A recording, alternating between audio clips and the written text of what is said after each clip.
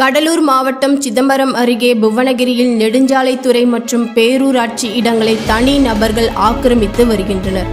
இதனால் சாலை குறுகி அடிக்கடி போக்குவரத்து நெரிசல் ஏற்படுவதுடன் விபத்து அதிகரித்து வருகிறது. இவற்றை சரி செய்ய வேண்டுமென அப்பகுதியினர் கோரிக்கை வைத்தனர்.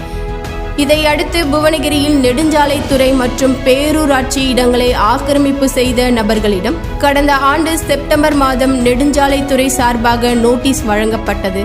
ஆனால் அதன் பிறகும் ஆக்கிரமிப்பாளர்கள் அதை அகற்றவில்லை. இதனை அடுத்து இன்று குறிஞ்சிப்பாடி உதவி கோட்ட பொறியாளர் பரமேஸ்வரி, பரங்கிப்பேட்டை பிரிவு உதவி பொறியாளர் ஜெகன் மற்றும் நெடுஞ்சாலைத்துறை பணியாளர்கள் JCB இயந்திரம் மூலமாக அதிகாரிகள் முன்னிலையில் ஆக்கிரமிப்புகளை முழுவதுமாக அகற்றப்பட்டது.